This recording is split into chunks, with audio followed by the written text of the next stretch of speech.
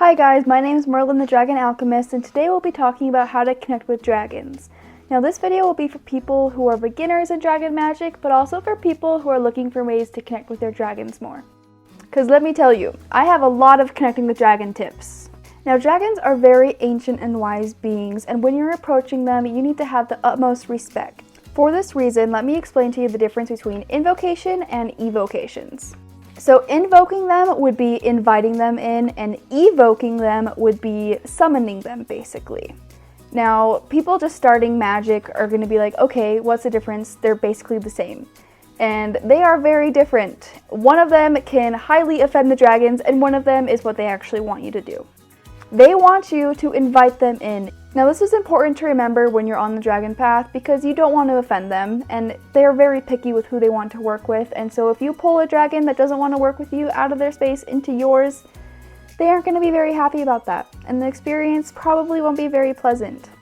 So now let's go over the steps you can take to connect with the dragons. Step 1, of course, would be to have a burning desire to connect with them. If you don't have a burning desire to connect with them, then the path just isn't for you. You have to have a deep, burning desire to connect with the dragons, to actually have them show up into your life. You can't just be like, oh yeah, that would be cool if they showed up. No, you have to be like dedicating your life, having that burning desire drive you to actually work towards that. Those are the kind of people the dragons will want to work with, because there's no way to work with the dragons if you don't have a dragon guide coming to you. Because that's really how it starts, is a dragon picks you. The second step would be to ask their presence to be known in your life. Now, if you are just expecting the dragons to show up into your life, you're going to be highly disappointed. You have to ask them. You have to ask their presence to be known. For most people, they aren't just going to show up in your life and be like, oh hey, I'm here. No, you have to ask their presence to be known. If they are there, ask them to show that they are there. The third step would be to be receptive. You could be getting all of these signs, all of these ways to connect, and you aren't receptive. You closed off your mind.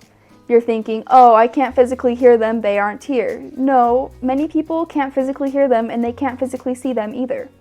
I honestly can't. The way I communicate with them would be through downloads and sensing energy and seeing them in my mind's eye, not physically. But yes, you have to be receptive to actually understand how to communicate with them.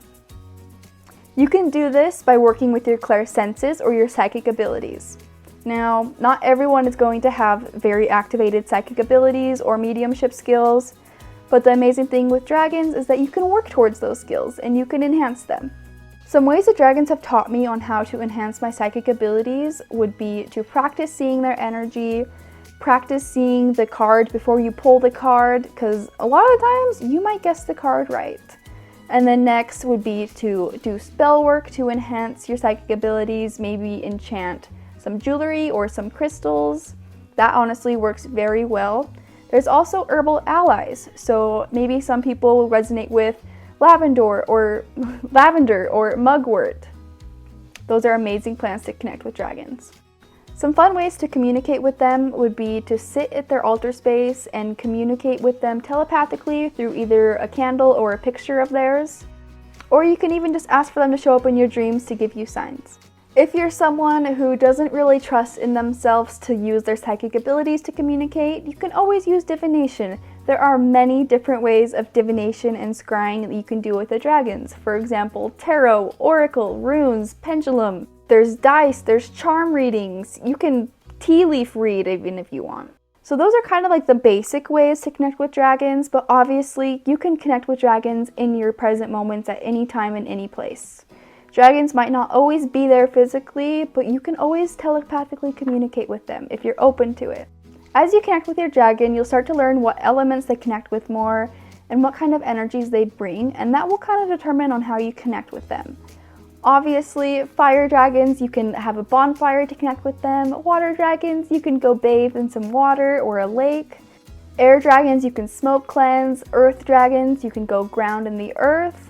And even cosmic dragons, you can literally stargaze and get downloads from the stars. For spirit dragons, you can meditate. For dark dragons, you can do nighttime rituals. For light dragons, you can bathe in the sunlight. And for planetary dragons, you can do planetary magic throughout the week. This is what I've been doing a lot. As you can see, I have my Jupiter earrings to honor the Jupiter dragons. If you're working with the dragons from mythologies, you can actually research their mythologies to connect with them. All of the dragons hold all of the draconic elements within themselves, so obviously you can do any of those items above to honor your dragons because every dragon's gonna have every single element. So my personal favorite ways to connect with the dragons would be to dedicate my outfits to them, like my Jupiter earrings for Jupiter Day, or certain jewelries that are connected with those dragons of that day. And I even have jewelry dedicated to my dragon guardian and guides and even Tiamat.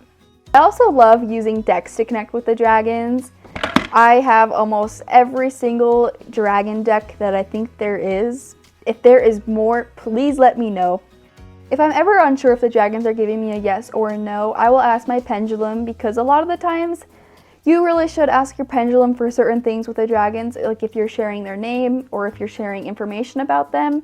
Make sure that they're okay with you sharing that stuff.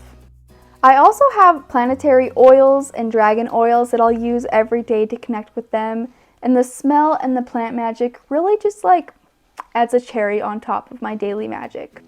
I also do artwork to honor them. My orgonite is basically pure dragon magic. I do every single piece of orgonite to honor the dragons. And a lot of them will come by and tell me what they want. So that's why some days I'll make a fire dragon plate or a moon dragon plate.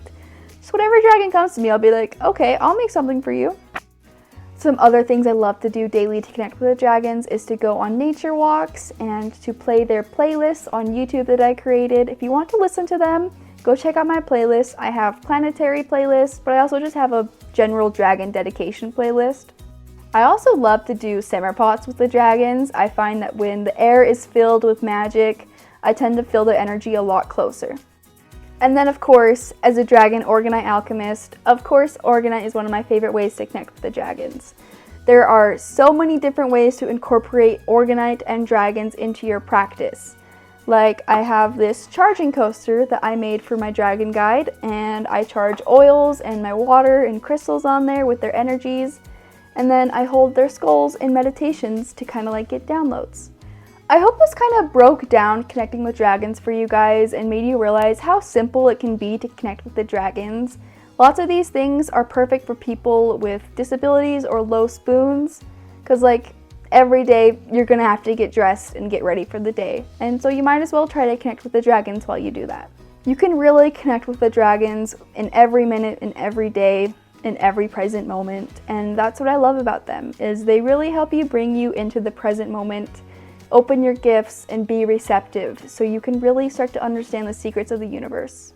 If you guys have any questions, please let me know in the comments and I'd love to get back to them. But thank you so much for watching. If you're interested in dragon orgonite, I make customs you can find in the link below on my shop, and I also offer dragon connection readings to see who your dragon guide is and give you information about how to connect with them. If you're interested in both dragon orgonite and readings, I now offer both on my Patreon, so go check that out, linked below also. Thank you so much for watching. If you want to see more, please subscribe and ring the bell to be notified for my next videos.